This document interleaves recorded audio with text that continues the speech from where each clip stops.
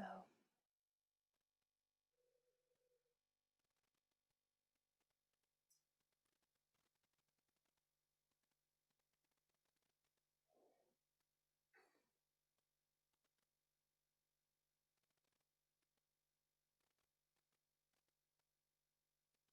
There is a great fire blazing, and it is the fire of truth. And it is alive in every heart. This blazing fire of truth alive in every heart is the greatest opportunity. It is the only purpose of a human life. And the blazing fire is calling us to take notice.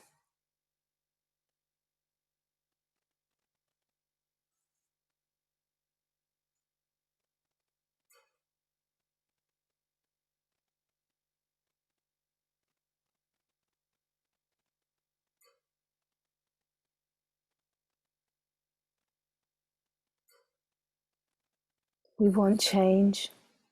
We are the change. Cannot be half-hearted in this mission. This is a wholehearted, whole self-in thing. Takes everything, everything. And you know, the surrender is, the great profundity is that this is not about you. This is not your awakening. This is not your journey. This is for all beings, right? And the fire blazing inside is the call to return to balance, to see through the illusion of separation. The return to balance is the return of the archetypal energies that we could say are the energies of the feminine, but they have nothing to do with the female or woman. What we are speaking of is the return to softness, the return to wholeness, the return to interconnectedness, oneness, sensitivity, feeling, surrender. The fire that is blazing is asking us to take note. It's not about obliterating one so another can rise. It's about balancing, rebalancing. And it applies to every being, and it is for every being.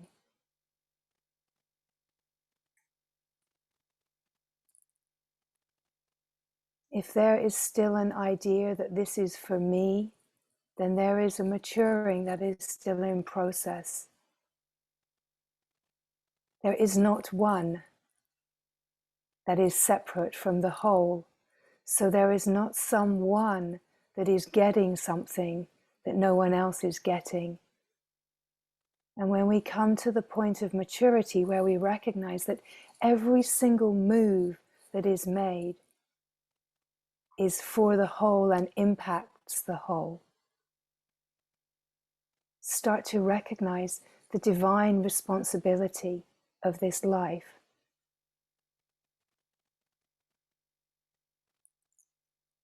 The incredible opportunity of this life, and that it is so much greater than what the little me imagines. So may selfish gain be seen through. May we see through the nonsense of the mind so engaged in its smallness. The pride, the boastings, the idle prattlings, all about me, and just all about me. Can we see that there is no me for it to be all about? That is the delusion. So the fire of truth that is blazing bright, it is asking us to take note and to be accountable, let's say, in our lives. Because each life is the flow of life, one life flowing. It is a depth of healing and transformation which is about rebalancing. Have become so disconnected from nature, from caring, from sensitivity, from feeling.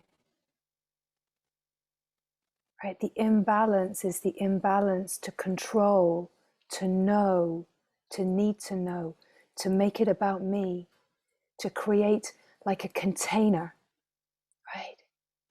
So this whole unfolding is about discovering that who we are is awareness, to start with.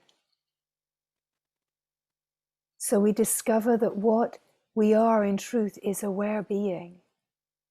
And then it is to live as this awareness, to bring this awareness to all aspects of life, to let the light of awareness shine in the whole of life. It's not an experience, it's to live this in every moment. Let the awareness that you are be shining, aware in every moment, aware of where selfish gain is trying to take hold, where separation, where judgment, opinion, righteousness of holding position is trying to take hold. The world is trying to sell you separation, and at the moment there are so many consumers that are buying it, right?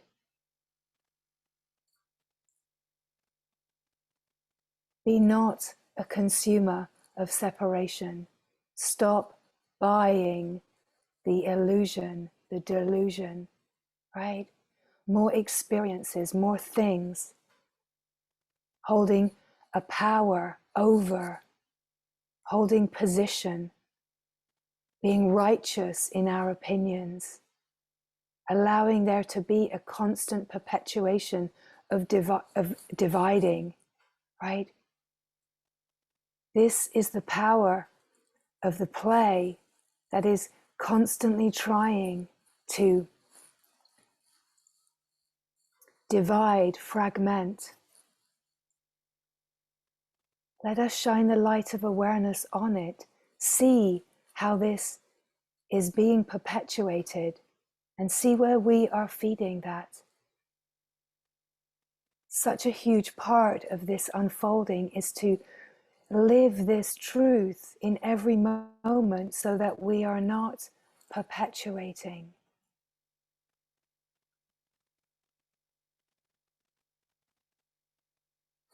Yes, it is all just happening. It is all just happening according to where consciousness is. But if we use that as a way of denying, right? Well, it's all just happening. Yes, it's true, but we have to be in the intelligence of how it's all just happening. It's all just happening, born out of where consciousness is right now. And as we awaken to the true nature, we have the ability to live this and to be the change, to live a higher consciousness, to open up into greater possibility. We are the shifting consciousness, which is life living itself. We are this in motion. So it's not about a doing, it's about living this truth by staying true. Being the awareness, but living as awareness. Shining the light to reveal and surface everything that is unconscious. This is how the rebalancing happens, right?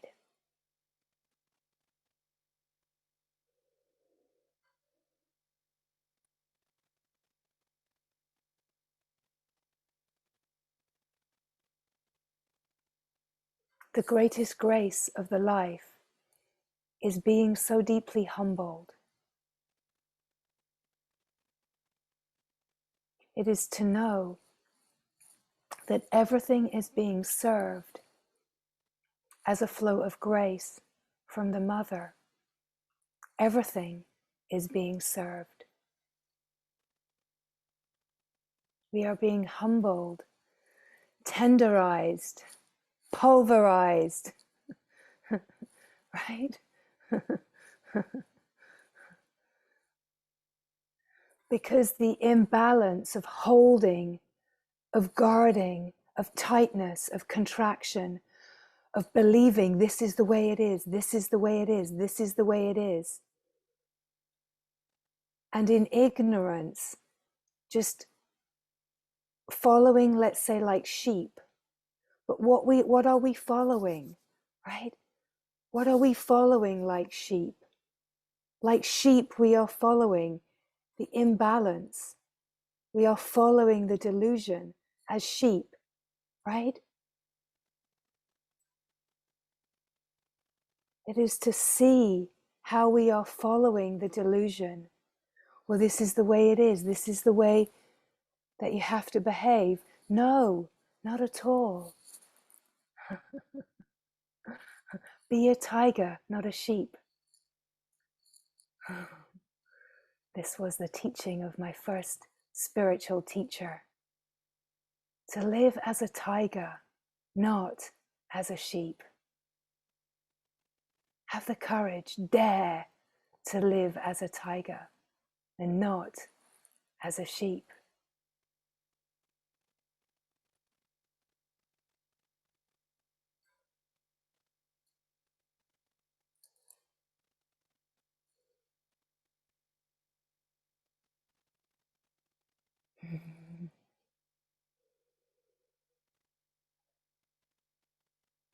We are so powerful in our true nature, and we are utterly powerless when we are feeding and collaborating with the delusion, right? As a sheep, utterly powerless, utterly powerless. Full of all these ideas, right? Like that chattering magpie, full of self-importance, believing ourselves to be this and that, empowered. But if that empowerment is in a worldly sense, then it is just that nonsense chatter of the self-important magpie, chattering on about what I've achieved and what I've got and who I am and what I am in the world, right? It's all absolutely pointless. We come in with nothing and we are surrendered through the dying process to leave with nothing, right? The dying process, it strips us, it strips us, it strips us, humbles us, humbles us. But truth is, we are already in that dying process. So let us die before the body dies. Let us die into what is true. Let us die into the great glory of the eternal timeless. Let us die into knowing what is true.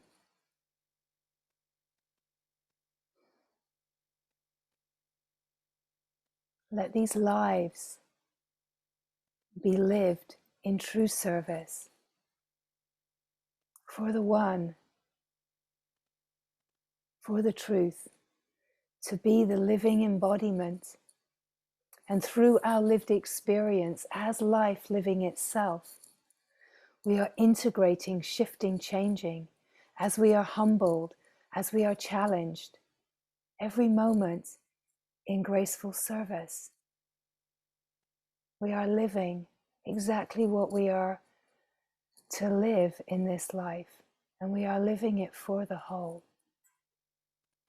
The invitation is to come to know this truth of who we are by turning to it again and again and again until the remembering of it is without question, is undoubtable. And in the knowing of this, it is to live this as the aware being in every single moment. Let every single moment be the only moment, the holy moment.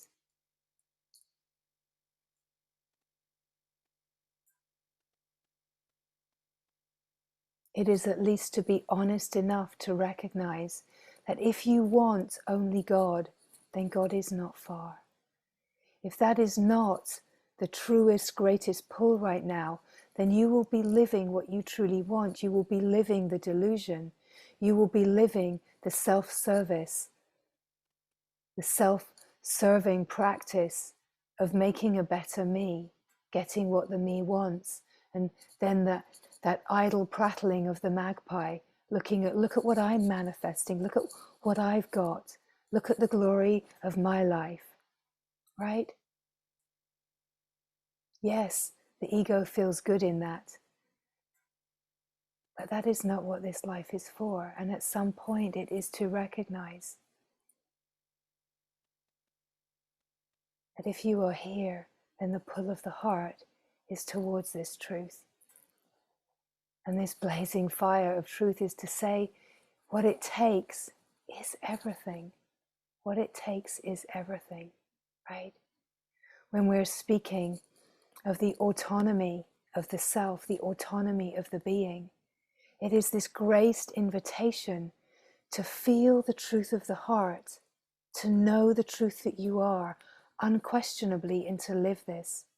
It is not an invitation to fall back into the ego, pleasing itself, acting in disrespectful ways as it is just concerned about selfish gain, right? There is that energy in the field. The me will always be self-serving.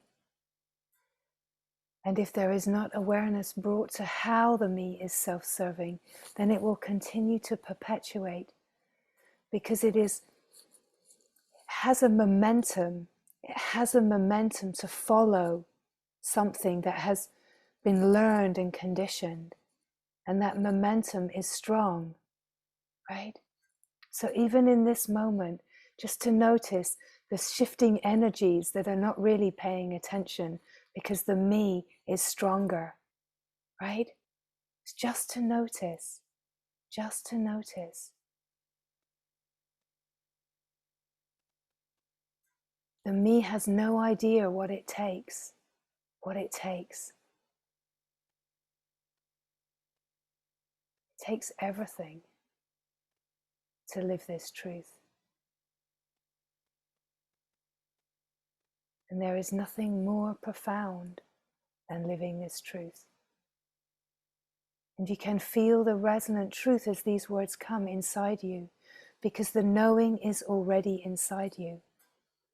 You already are this, and there is a deep remembering and knowing of what it takes to live this. This is not about the me getting something. It is about remembering the truth of who we are, what we are in truth. And then it is about living it in the deep inner realms, collaborating in divinity and uplifting the whole of humanity through this collaboration, right? So as these words come, if you feel the truth of this, if you feel the resonance of this, this work is already happening, right? We are already collaborating in these realms. We are already collaborating in the light, in Mother, in grace.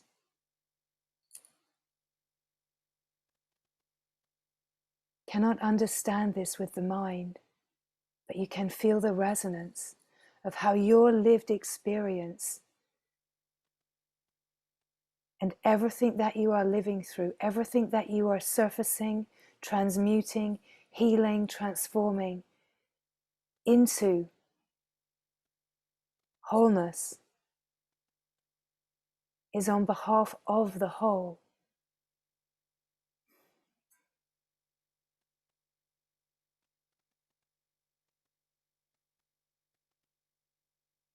The great glory grace is that every being has a level, a depth of awakeness where our gatherings start to take on a different flavor because we are working in the subtle realms to uplift, and we are using the subtlety of what we are in truth to shift the collective, to truly heal, truly transform, and to truly rebalance.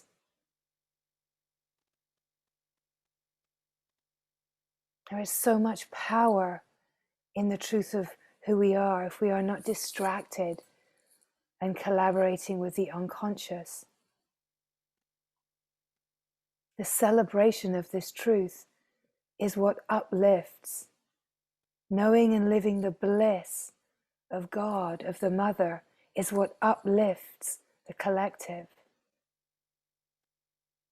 And so the invitation is to come to this remembering and make it a commitment, make it a priority to live this.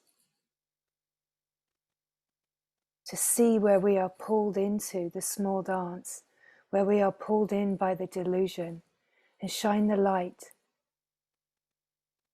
Shine the light and let the ego burn itself out so that we are living in the grace. We are living in and as the light that is here to illuminate everything that is in shadow and bring it into the light. But we can only truly be of service in this way when we are willing to do this in our own lives first. And as we do this in our own lives, let's say the deeper that we go into the being, the work that we're doing in what seem like our own life is impacting more directly, more strongly. But even as we do this work in our own life, it's impacting the whole, right? So to live this, to do the inner work, doing the inner work has so much importance because as we are flooded by the light of our divine nature, it can start to have a swooning in bliss, and we can start to feel a little ungrounded. So we have to do the deep work to ground us, to keep rebalancing. It's recalibrating our system to feel more, to have more awareness, right? It shifts the consciousness. It's cleaning away the unconscious and the discordant patterns so that the resonant frequency that we're living at is getting more and more fine and more subtle. And in that, what we notice is that we feel more, we're more sensitive, we're more attuned to the field. But we are also living in more joy and peace and clarity, right? So there's the graced reward, right? The life is lived more in alignment with the essence nature, right? And at the same time as the light comes in, it illuminates the areas that are still a work in progress. But this is not a project for the me, for the mind. It's all the refinement and maturation of consciousness. Right? So everything that we are living is the perfect orchestration of the divine. And it is just about where we are seeing it from and how much our conscious awareness that is our true nature is shining as the now in the presence of now, right? So we come to the aware being, right? Let's say the first opening is a settling. It's like an opening of the mind to its true nature. Coming to be the awareness. Coming to open to being the being. So right now, here, what we're speaking of is being the stillness. Recognizing the stillness that is underlying the moving, changing. Feeling the sanctuary, the grace of stillness, of silence, of the unmoving. Being the openness that is the nature of stillness, right? Stillness is presence. So as these words come, as these pointings come, feel the resonance in your direct experience. Stillness, the unmoving, unchanging, like the substratum, the deep background, sometimes it would be referred to. This is presence. You know that it's here because it's your presence. It's the presence, right? It's the presence of being. Stillness, presence, the unmoving, all of these words pointing to the same.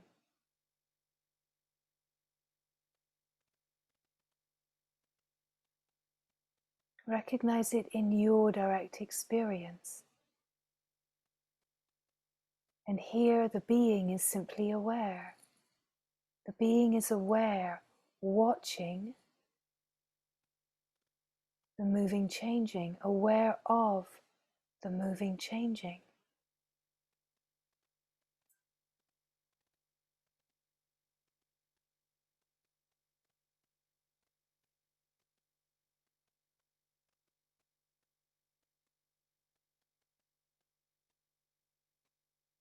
So in the noticing of this, the attention relaxes and the attention comes to rest in its true nature, right? So attention is nothing other than awareness. When awareness identifies with an object, it's like attention resting with an object brings the identification with the object. When attention rests,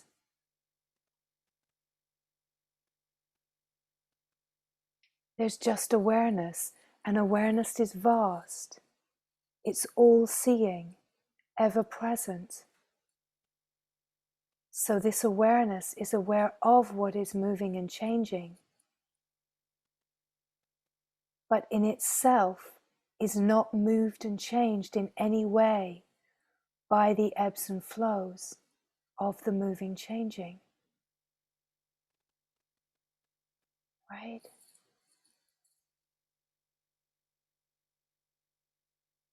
So here mind comes to a settling. Because when mind and the moving, changing winds of the mind are not being fueled by attention, thinking, and engaging, and the attention shifts to just watching, then mind, the energy, the movement of consciousness that creates mind settles. So just to be aware of mind allows there to be a slowing, a quietening, when you're not engaging in the conversation and you're just watching. You are the vast open sky and you are watching the clouds just floating by. But you are not touched. You are not changed in any way. Just to recognize the truth of this in your direct experience.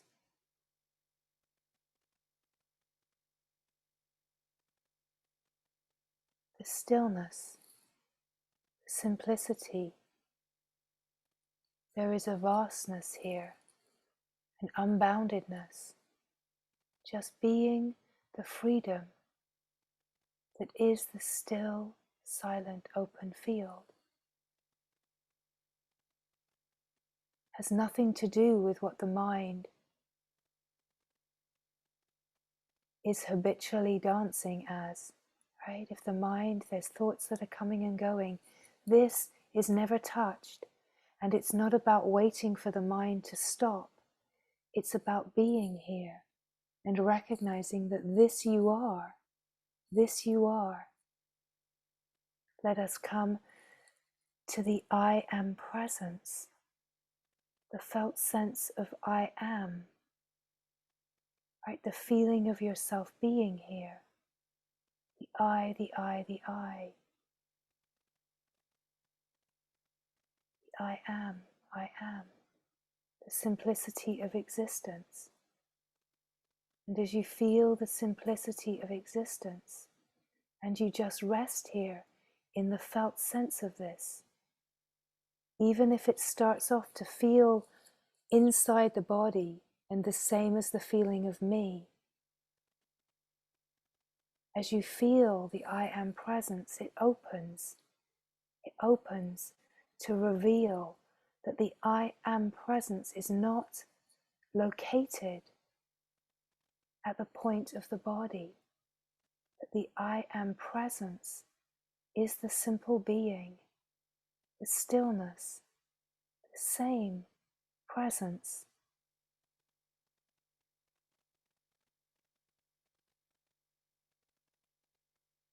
Come to the being, come to the silence. And this aware being, as attention rests, is just aware of itself. And you are this self. You are this self. The self that is presence. The self that is just simply here, still, silent, unmoving. How do you know this stillness is here? How do you know the being, the awareness? What is it that knows?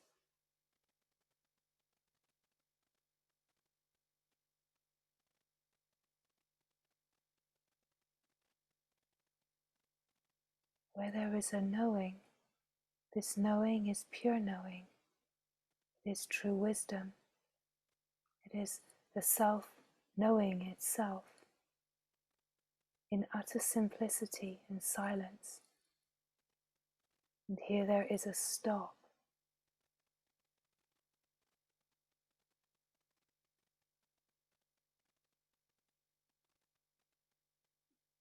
That to discover who you are is not to discover something. It is to discover the eternal, timeless nature that is open awareness.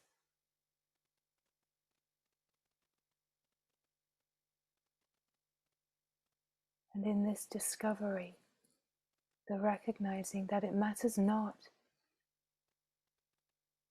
whether the mind is moving, changing. It does not matter about anything moving, changing, because you are not that, and you are not touched by that. You have always been this simple presence. You have always been utter freedom. And right here now in the stillness, the silence of being, the remembering is here.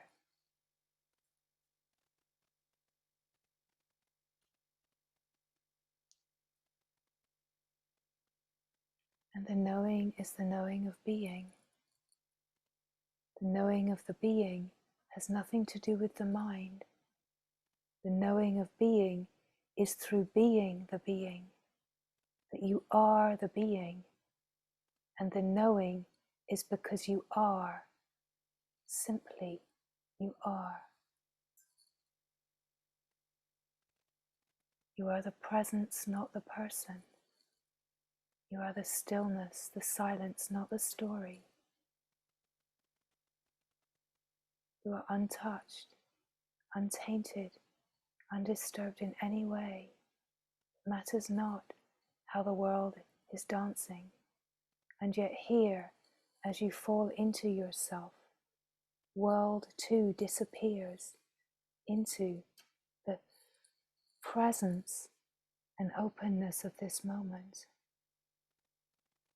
Sense perception falls back into awareness, so there is no fragmentation.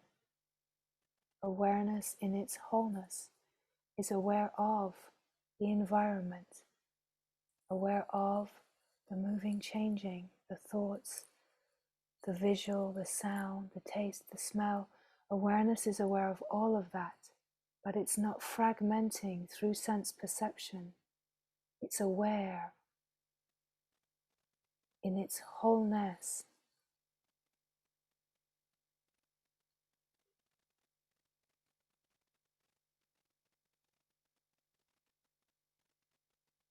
And in the knowing of this, the knowing is the being is the knowing, and this knowing has its own aliveness. And the knowing of the being, where you can feel the subtlety of the aliveness of the knowing, open to this field of intelligence, creative divine intelligence, where the knowing is the conscious awareness, aware of itself, alive in the awareness of itself.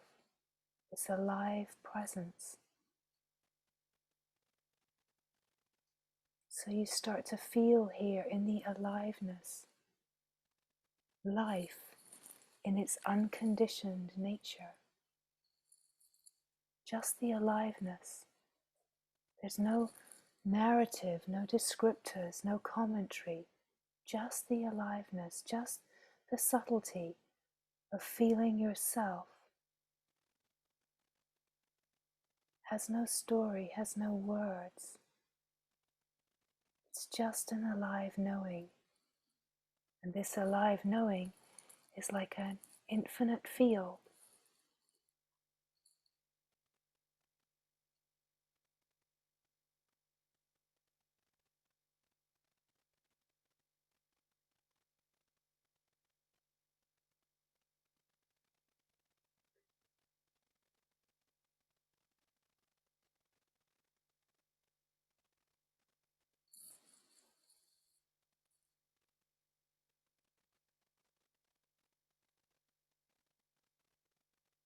Here in this openness, here in this aliveness of presence, an invitation too to notice if it resonates in your direct experience. Notice if there is a feeling of longing in this aliveness. If there's not, just resting in the stillness. Not to allow the pointings to take you to the mind.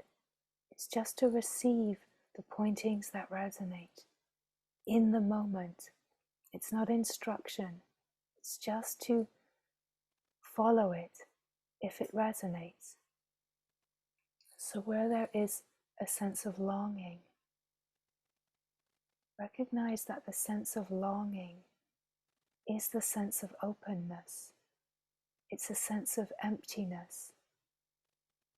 It's a sense of longing to be filled with yourself, a longing to surrender into something greater, something unknown, a longing to surrender into wholeness. So to feel your longing invites a feeling of surrender, of letting go into the not knowing. Same too if there is a sense of devotion. Devotion, it is a surrender.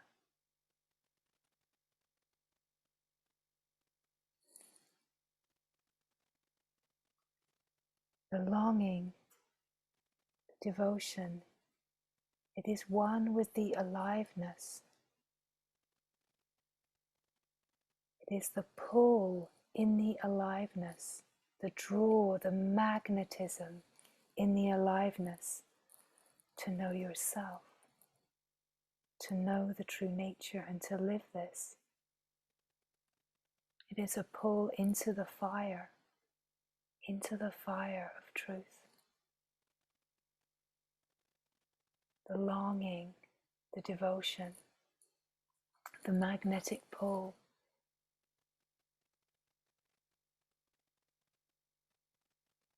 To know that this can never be fulfilled in the external, can only be fulfilled in the heart, in the knowing of yourself, and in the remembering of union through knowing your own wholeness, your oneness with what is longed for. That any attempt to fulfill this in the worldly will always be disappointed.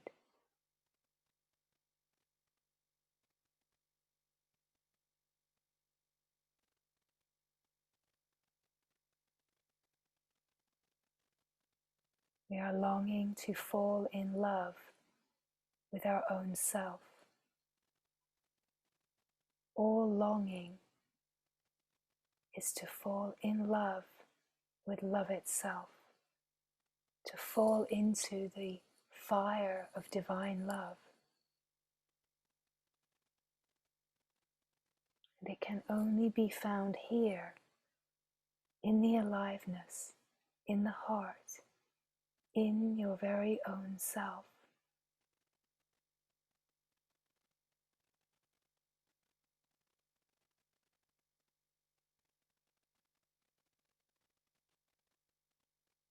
If we try to translate this into a human relationship, it will always be disappointing.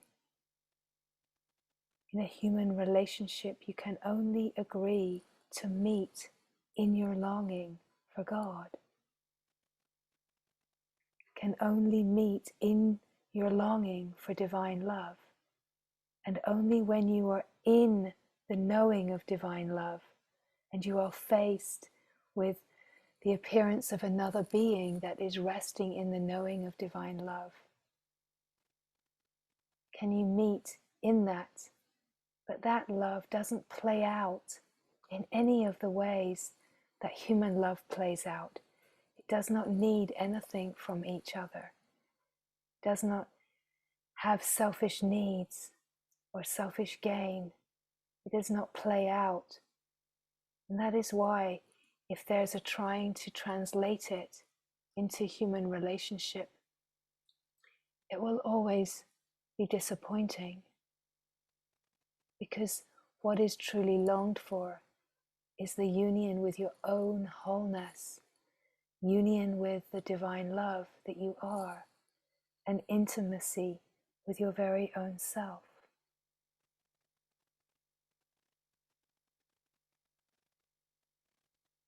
And that is here in this moment.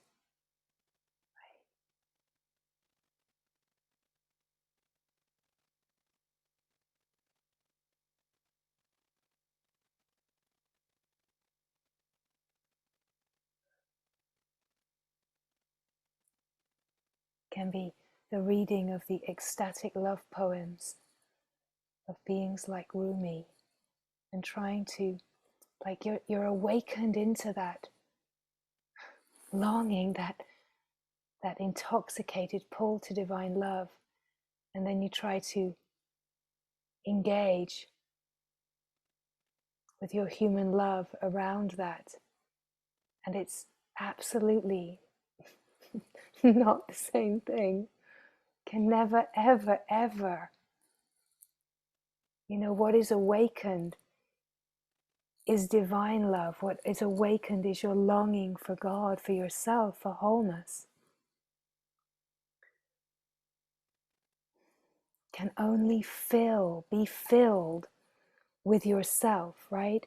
So that longing to be filled, that longing to surrender, right? All of the ways that we try to play that out on the surface, and we end up disappointed and giving the power away to imbalance and conditioning and archetypal patterns, because that longing to be filled, that longing for wholeness, that longing to dock, to belong, it can only happen inside, in the knowing of your own wholeness, knowing of your own divine nature, right? And this is where this invitation that we're speaking of to rebalance, to be the change, it happens inside. And that's why it takes everything. It takes everything to allow this to unfold inside. Let's say for the mind to fall into the heart, right, is in a way that union, right? Where the mind and all of the ideas and concepts and the knowing and the structure and the control, where that collapses into the openness of the heart, right?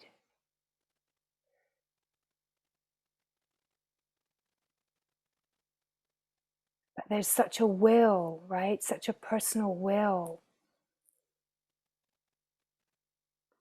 And that is why we cannot give instruction to the mind to surrender, to collapse, to let go, because it can't, because its will,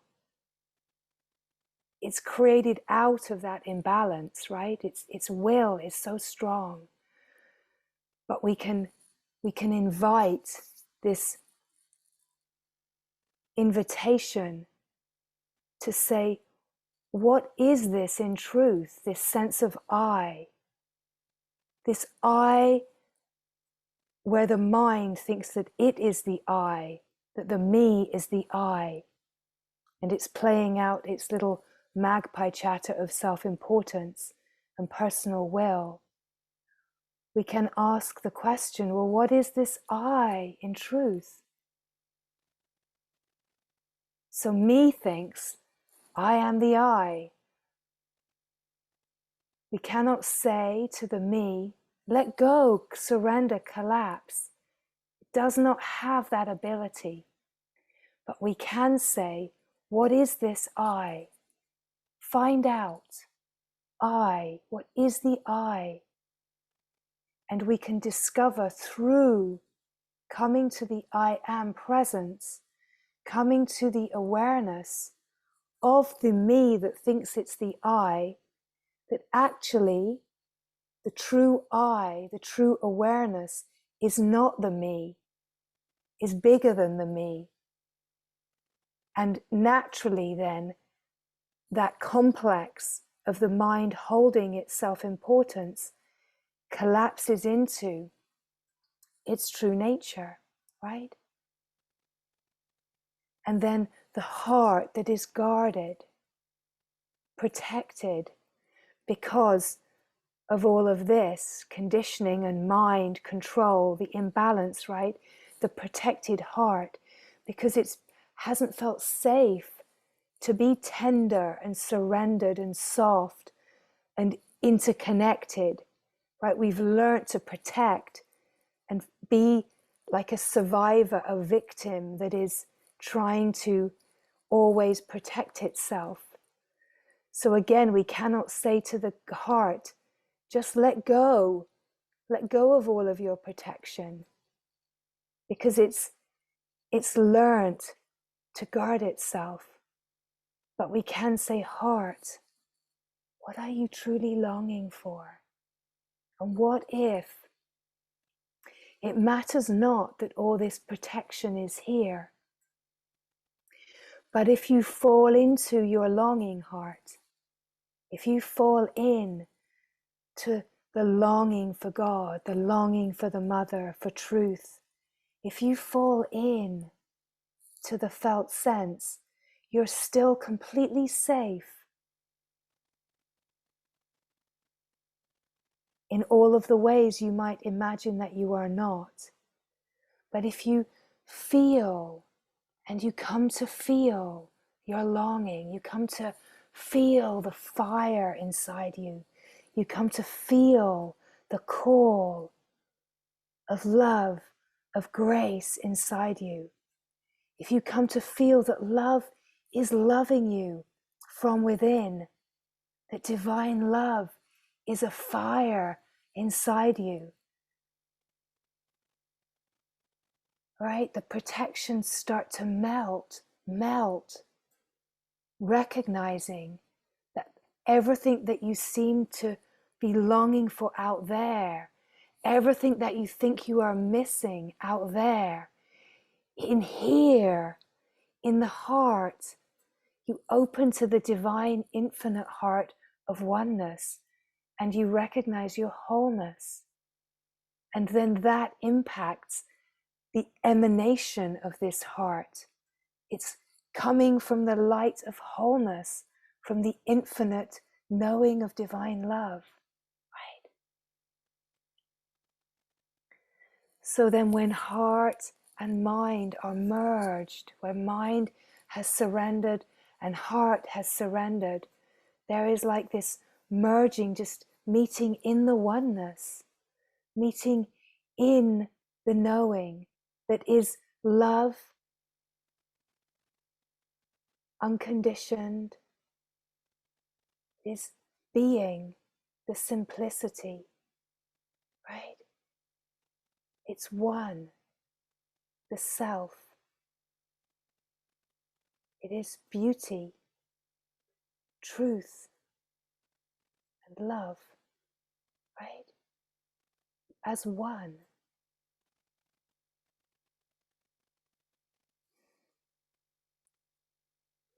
So as these words come, just to feel the resonance in your direct experience, that what is longed for, the love affair that is longed for, is with yourself.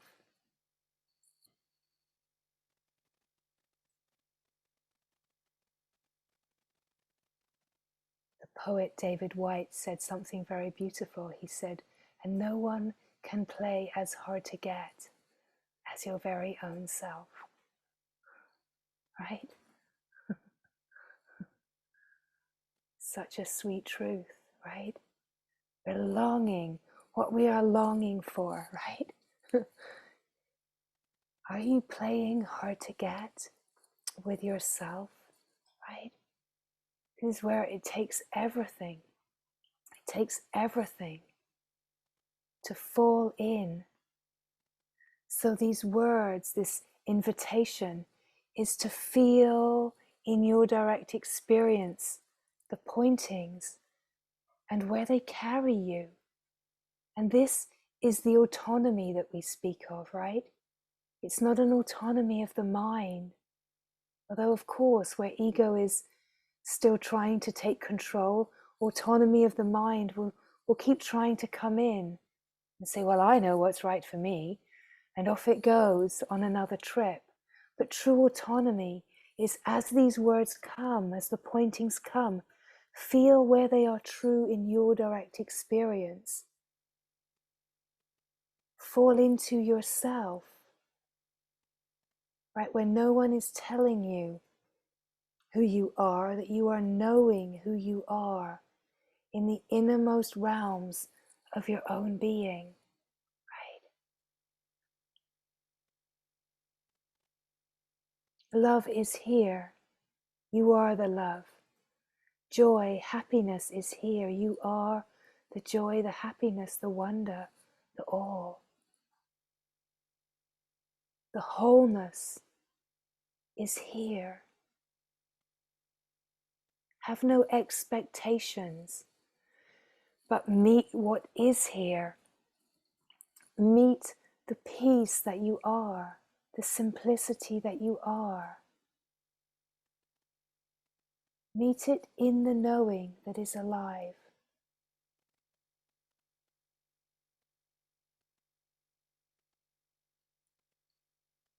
Not to be looking for another experience. To recognize that who you are is not an experience that comes and goes. It is the constant. It is the being that never ever changes. It deepens in the knowing of itself, but it never ever changes. Let's say the constant in that is the silence. Silence is what actually gets more and more profound, because you open to deeper and deeper layers of the silence, divine silence.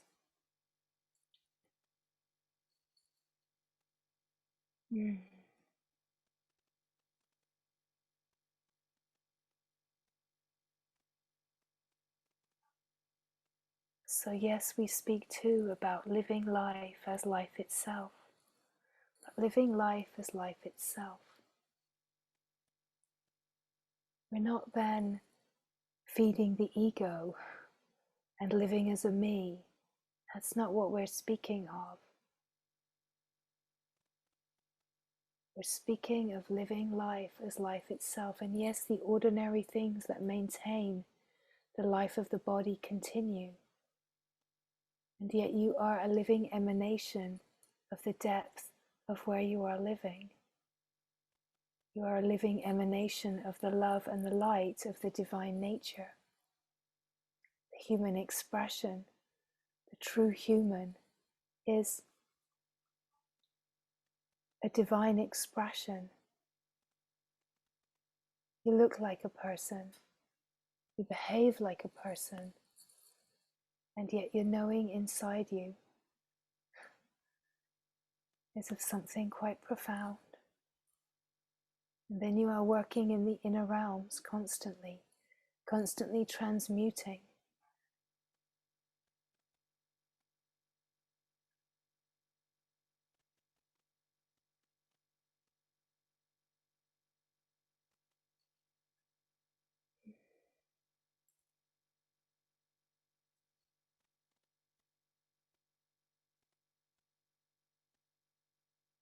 And so all of life, living itself, every single moment, and whatever it is full of, is the perfect moment, is the divine orchestration.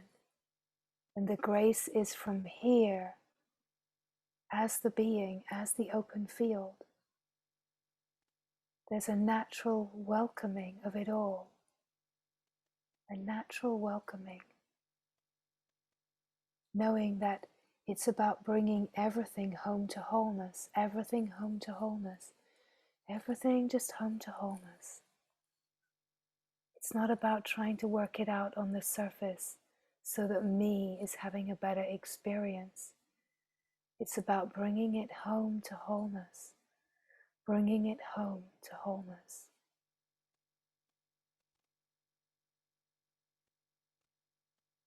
And the beauty is that living this truth, it is pure joy, pure happiness, pure peace.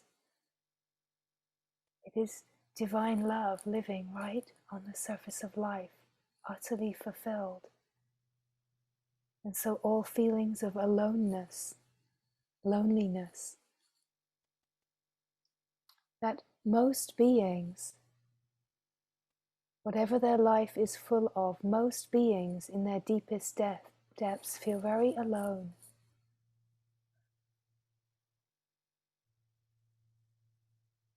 But that depth of aloneness can only surrender into oneness, into grace, right? Alone or one. It's not a mistake that they're exactly the same expression of language, right? But that feeling of aloneness, it doesn't fully disappear until you are utterly one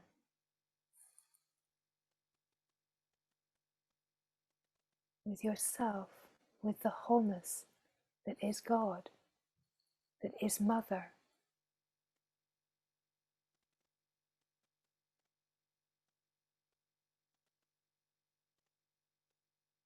It is the fulfillment of all of the longing for love, the longing for intimacy, the longing to be seen, heard, received, respected, validated, all of that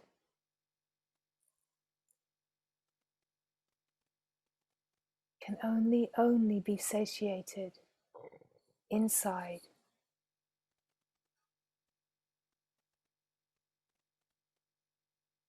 And then the life on the surface is a reflection of what you're living, where you're living.